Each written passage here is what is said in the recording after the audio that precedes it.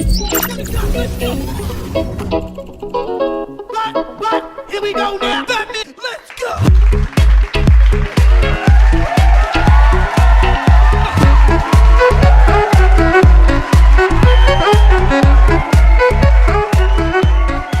Bonjour et bienvenue sur cette nouvelle émission de Business Story. Donc, comme vous le savez, cette émission est dédiée au parcours des entrepreneurs. Merci de la suivre, de plus en plus nombreux, et on voit que vous êtes au rendez-vous tous les vendredis à 13h. Eh bien, aujourd'hui, donc, nous allons accueillir bien évidemment un entrepreneur. Alors, il est le leader, l'un des leaders de la presse des collectivités. Son ascension est tellement fulgurante qu'elle a atteint les sommets de la Tour Eiffel, et j'en étais témoin puisque j'étais à ses côtés. J'ai même mené avec lui toute une opération pour distinguer 30 lauréats dans les hauteurs de la Tour Eiffel, notamment des élus et des décideurs qui font bouger la France pour les trophées des territoires. Il a sillonné toute la France à la rencontre des élus. C'est un auteur, donc il a écrit 2 ouvrages et il a été lui-même élu de la République avant de devenir un entrepreneur dans la presse et devenir l'un des partenaires médias des collectivités. Mesdames et messieurs, je vous demande d'accueillir le président du groupe Delbo Presse, monsieur Jean-Philippe Delbonnel. Let's go.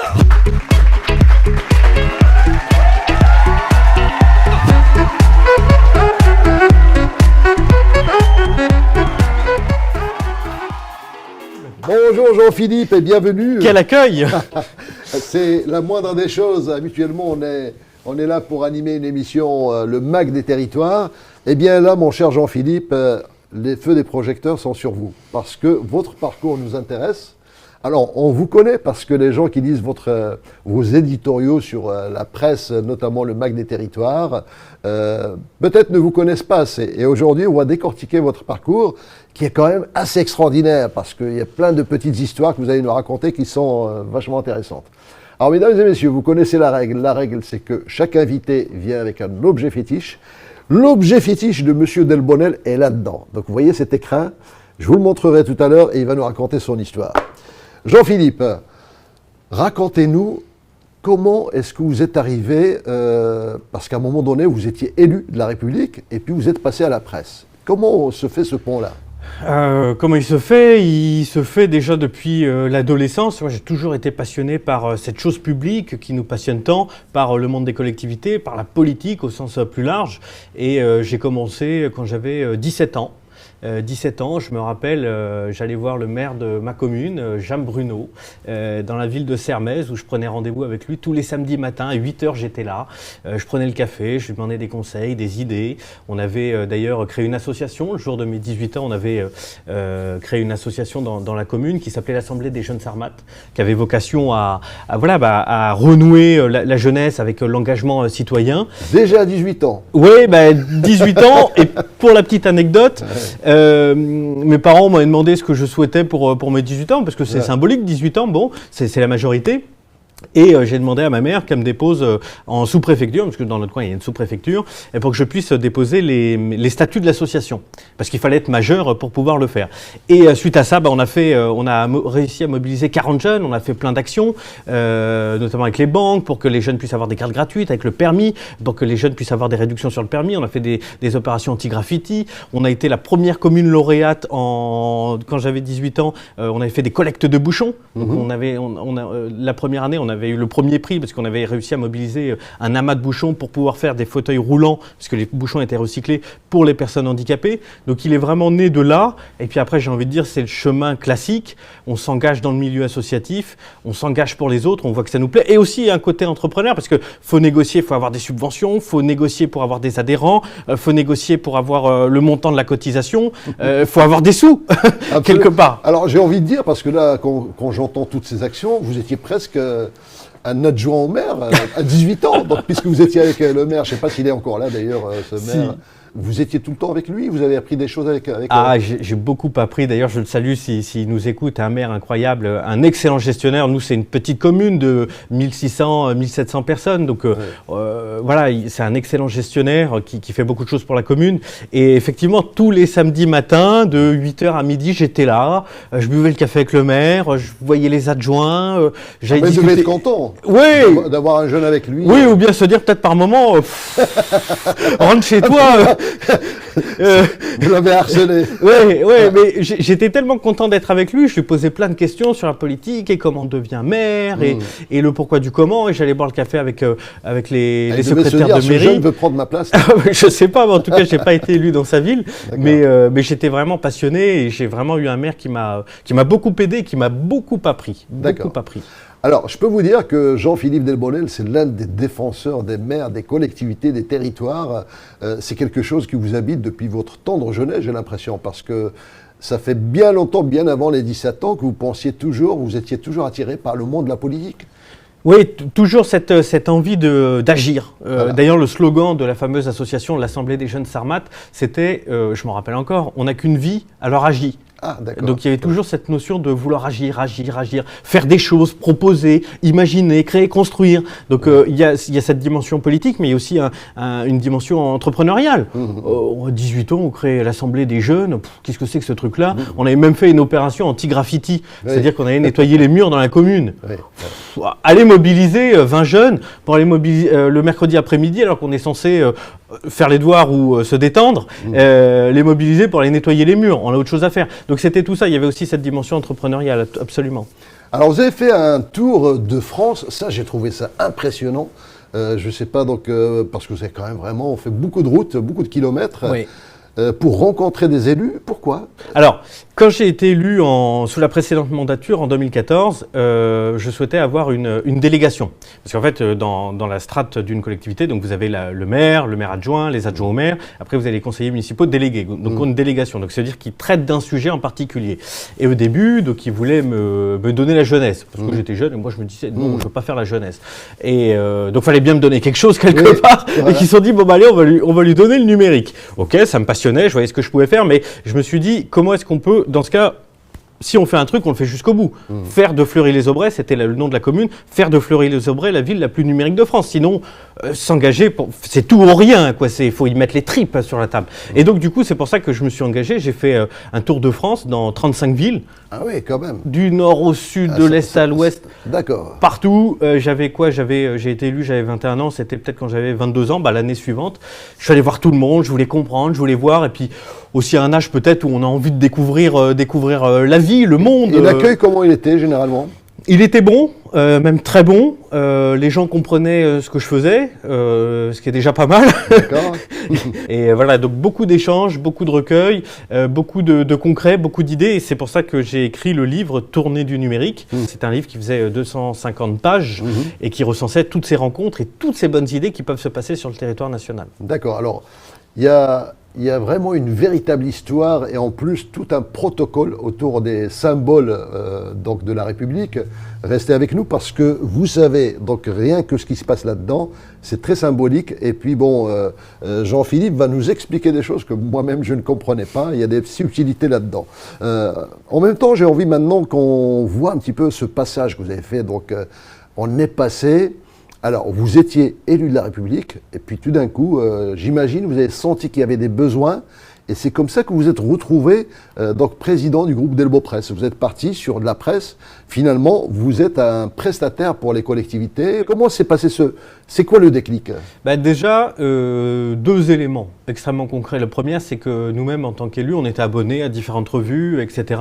Mais je trouvais qu'il manquait des choses dedans, qu'il manquait peut-être davantage de concret. Pour nous autres élus, on est des élus de terrain, on est là pour regarder le terrain, pour faire le terrain, et les grands discours politiques qu'on voit à la télé, très loin de nous. D'accord. Très loin de nous. Nous, c'est les problèmes des gens concrets, tout de suite, efficacité. Voilà ce qui prône, et le bon sens, la politique du D'accord. bon sens. Voilà ce qui prône dans les collectivités. Et en faisant la fameuse tournée du numérique et le bouquin, et en me rendant compte que ça suscitait un petit peu d'intérêt, alors il n'y a pas eu 1 million de ventes, n'exagérons rien, voilà, ça se compte en quelques centaines, mais avec les retours en tout cas que j'en avais en disant c'est intéressant Jean-Philippe parce que tu nous as écrit, j'ai reçu des idées. Donc c'est pour ça que le premier magazine qu'on a créé, c'était le Mac des territoires numériques, pareil, qui mettait en avant toutes les bonnes initiatives qui se passaient sur le territoire. Et celui-ci, il a connu un joli petit succès, tant en nombre d'abonnements que de partenaires, parce que ça n'existait pas. Et ça n'existait pas, on l'a créé et ça s'est bien passé. Il y a un autre livre que vous avez écrit, donc 101 idées, je crois, pour la République, c'est ça? Oui, 101 idées pour nos territoires, ça je l'ai sorti le 26 juin dernier, c'était symboliquement pour mes 30 ans, je voulais faire quelque chose. Et c'est pareil, enfin c'est moi qui l'ai écrit, mais en toute modestie, voilà, ça s'inspire de ce qui se fait sur le territoire. Donc, c'est pas moi qui ai eu. J'aimerais faire celui qui est intelligent et vous sortir le fait que j'ai réussi à trouver comme ça sans une idée. Donc, moi, j'en ai rédigé une dizaine qui me tiennent à cœur. Mais tous les autres, je me suis inspiré avec nos maires, avec nos abonnés, sur lesquels on est en contact tous les jours. C'est comme ça que le livre s'est créé. Donc, il est co-construit et co-écrit avec une bonne 50aine de maires. Alors, pourquoi 101 idées? Donc, ça pouvait être 100 idées, ça pouvait être tout rond. Oui. Il y a le 1, donc ça intrigue, ce 1, cette 101e idée. C'est pour faire causer les bavards. Voilà. Eh bien, Jean-Philippe, comme vous le savez, dans cette émission, donc il y a plusieurs questions voilà, il y a des rubriques. Et là, on va passer tout de suite le moment de kiff.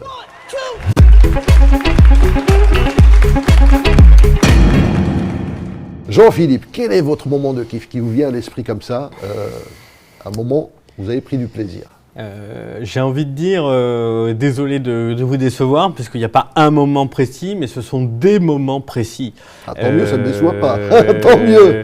Pourquoi? Parce que vous le savez même mieux que moi, la vie d'entrepreneur, c'est une vie qui est extrêmement dure, où tous les jours il faut se battre constamment, envers et contre tous. Donc ce qui fait que tous les moments de bonheur, je pense avoir cette capacité-là de savoir les apprécier.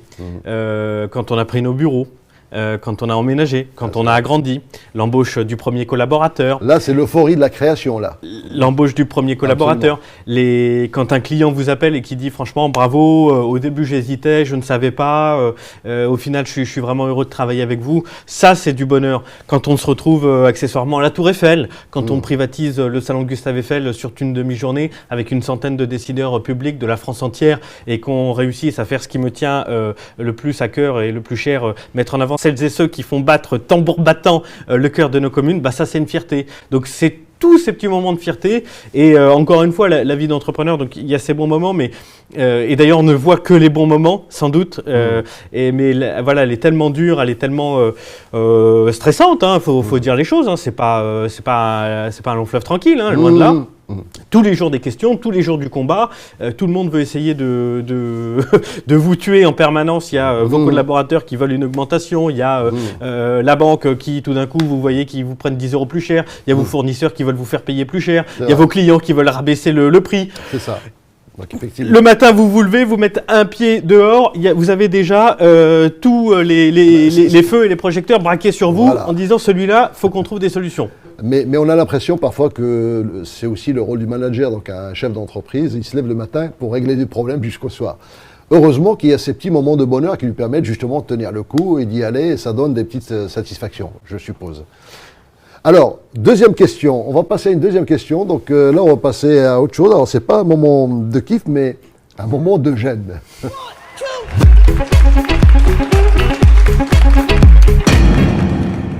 Vous avez eu plusieurs moments de bonheur, est-ce que vous avez eu plusieurs moments de gêne?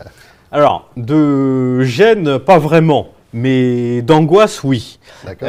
Il y en a une qui me vient comme ça à l'esprit.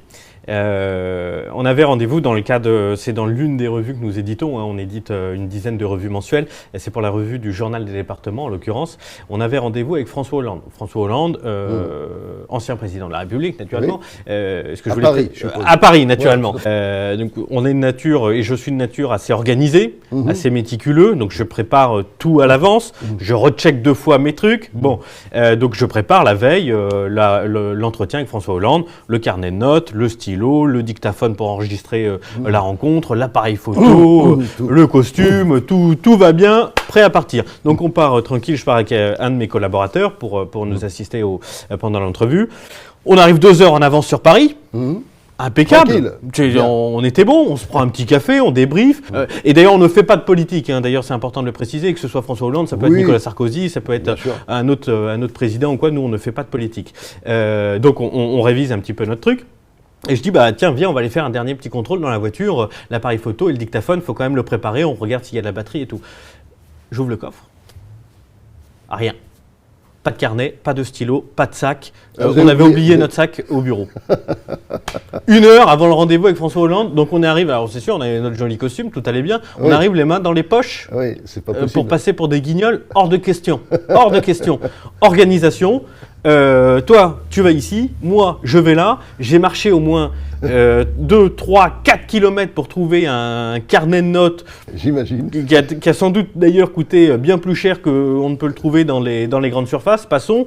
Mon collaborateur qui était dans un magasin d'électroménager, qui m'appelle, qui me dit alors je prends lequel, sur celui-ci il y a une promo, bah, j'en sais rien. L'appareil photo. Ouais, je lui dis j'en sais rien, je connais rien. Je connais rien. Je lui dis tu prends un truc, un petit peu de la gueule, pardon de l'expression, mais que ça fasse au moins sérieux. Absolument. Comme celui on a au bureau, on a un vrai appareil professionnel. Et donc je lui dis tu prends, et je lui dis tu regardes aussi avec le vendeur voir s'il y a déjà de la batterie, parce qu'il faut qu'on remette de la batterie carrément. Oh là là, quel stress. Et tout ça c'était juste avant l'interview. Et tout ça c'était 1 heure avant l'interview, donc on arrive ma foi avec 10 minutes d'avance. Rincé.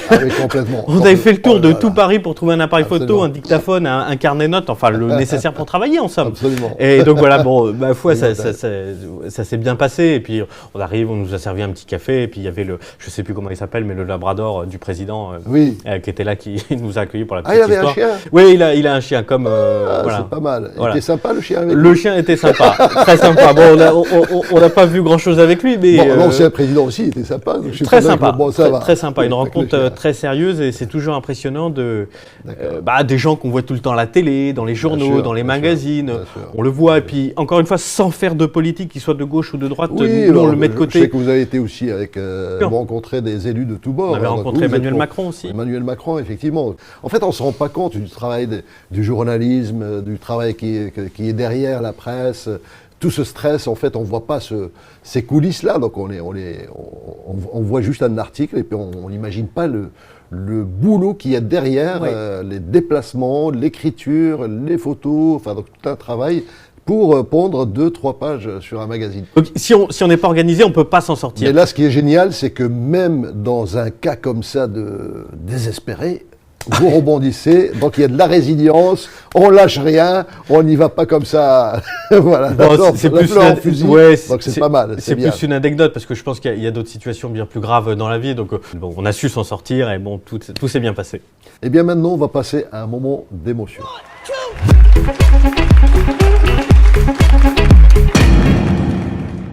Jean-Philippe, est-ce qu'il y a un moment d'émotion qui vous vient à l'esprit dans votre parcours professionnel? Il y en a plusieurs, mais en tout cas dans le parcours d'entrepreneur, ce qui m'a marqué, c'est quand je suis allé chez l'expert comptable signer les statuts de l'entreprise. Parce qu'il y a une double émotion. Il y a l'émotion de la fierté, on est content, on y va, baïonnette au canon, on va conquérir le monde. Et de l'autre côté, il y a tout de suite la réalité du terrain, qui est celle des responsabilités, celle de l'engagement. Il va falloir faire plein de choses tout de suite, très vite, prendre des décisions immédiates et essayer de ne pas se tromper. Donc on voit souvent le bon côté des entrepreneurs, c'est facile, la grosse bagnole, la grosse maison, je sais pas quoi. La réalité du terrain, c'est qu'une majorité de notre économie, elle est produite à environ, je ne sais plus à vérifier les chiffres, mais si je ne m'abuse, à 90%, elle est générée par les TPE, PME. Voire plus, effectivement. Voilà. Voire plus, effectivement. 5% par les grands groupes, 1% pour les startups, et le restant sur autre chose. Donc nous, on n'a pas cette vie-là. On a une vie de labeur, une vie de travail, à 7 jours sur 7. Vous avez plus d'ancienneté, plus de boutiques que moi. C'est tous les jours, 7 jours sur 7. Et même quand on ne travaille pas, là-dedans, ça continue de travailler. Bref, c'est un choix. Je ne m'en plains pas, je suis très heureux. Mais effectivement, il y avait cette dimension responsabilité. À partir de maintenant, il y a Delbopresse qui doit passer, peut-être pas avant tout, mais qui doit passer en priorité sur un bien grand nombre de sujets que je pouvais avoir avant. Ça, c'est sûr. Bon. Je crois que c'est le moment c'est le moment, monsieur Delbonnel, de sortir les armes parce que là, je vais la faire à la James Bond. Ça va être la question qui tue.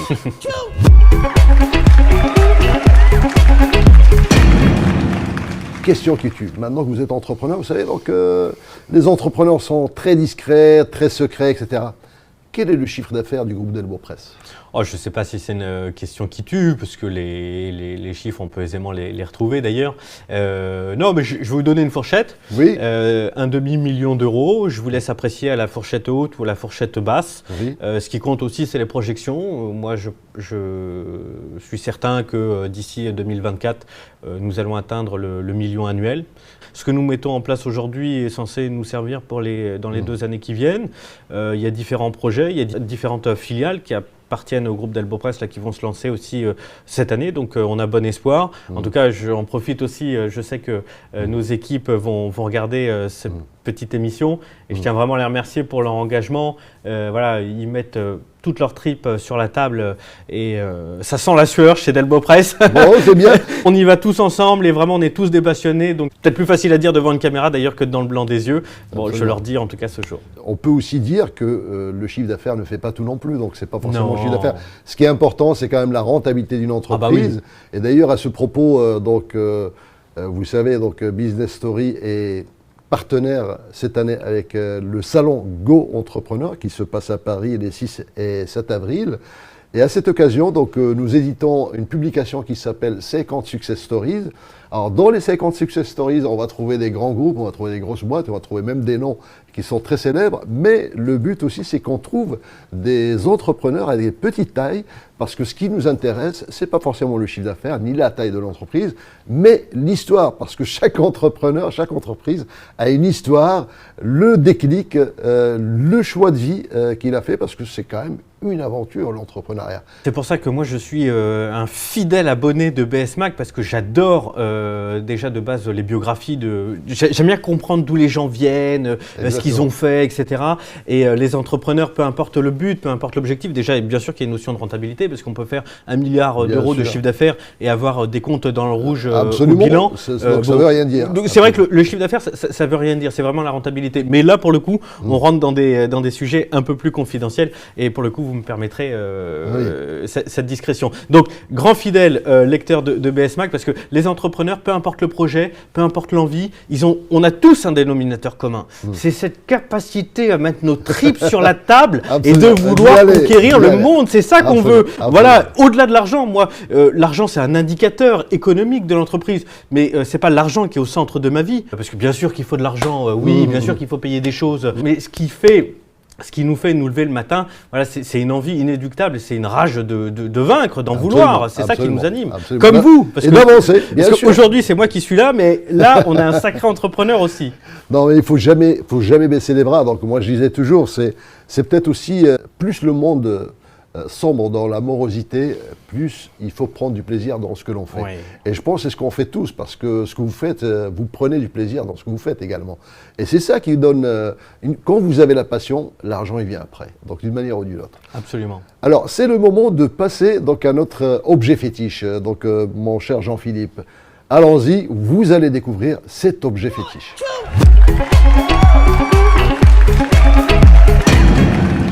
Ici, donc vous ne le voyez pas très bien, donc on va faire un zoom. Enfin bon, voilà, c'est un pins. Alors, Jean-Philippe, expliquez-nous, c'est quoi cet objet ? C'est un insigne. Quand on devient élu, on reçoit donc le package avec son écharpe, son insigne.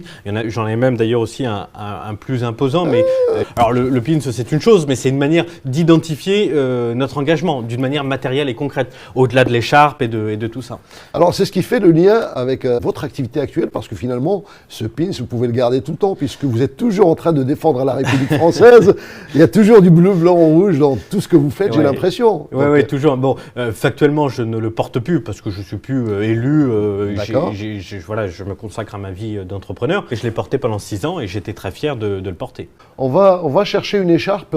Est-ce que vous pouvez nous ramener une écharpe ? Elle est là, donc s'il vous plaît. Voilà, ça c'est une écharpe. Vous allez nous expliquer, parce que là, on m'a dit que ça c'est des glands. Donc, donc moi je connais des glands, mais d'autres, mais c'est pas la même chose, on ne parle pas des mêmes.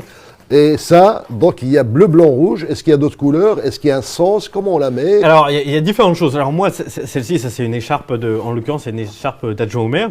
Moi, je ne l'avais pas parce que je n'étais pas adjoint, donc j'avais une écharpe bicolore, D'accord. verte et rouge. Donc deux couleurs, le Oui. vert et le rouge. Pourquoi? D'accord. Parce que c'était les couleurs de la ville. Et D'accord. moi, j'étais élu dans une commune moyenne de 20 000 habitants. On avait ces écharpes-là. Tous les conseillers municipaux de France n'ont pas forcément des écharpes, mais D'accord. ça existe dans certaines villes qui reprennent les couleurs de la ville et dans lesquelles tous les élus peuvent en porter une. Donc ça, c'est vraiment une écharpe d'adjoint. Le bleu, comme ça, vous êtes un adjoint ou un maire, hein. Par contre, quand vous mettez Le rouge. le rouge, et on le voit parce que donc ça s'appelle des glands, mais ça s'appelle aussi des pompons. Là, ils sont argentés. Le maire, il a son écharpe comme ça avec les pompons dorés. Et les parlementaires, donc Oui. les députés et les sénateurs, ils ont la même chose avec les pompons dorés, mais c'est le rouge qui monte vers le col. Oui, parce que là, il y a danger. Donc, Je ne sais pas s'il y a danger. C'est le rouge d'abord. Je ne D'accord. sais pas s'il y a danger, mais en tout cas, c'est une façon de les... Et je vais vous apprendre peut-être aussi encore autre chose. On peut aussi la porter déjà en... Alors bon, pas celle-ci, elle s'y prête pas, Bon. avec un médaillon, ou bien directement, on peut effectivement la mettre à la ceinture. D'accord. Et on peut avoir tout un cours rien qu'avec une écharpe, comme vous voyez. Merci Monsieur Delbonnel, merci Jean-Philippe de nous avoir accordé cette interview. J'espère que vous l'avez connu un petit peu plus, mais vous le connaîtrez encore plus sur le magazine Le Mag des Territoires et puis sur les Trophées des Territoires. Donc nous aurons d'autres émissions d'ailleurs animées ensemble. Merci, j'espère que vous avez pris du plaisir dans cette émission et je vous dis à vendredi prochain. 1,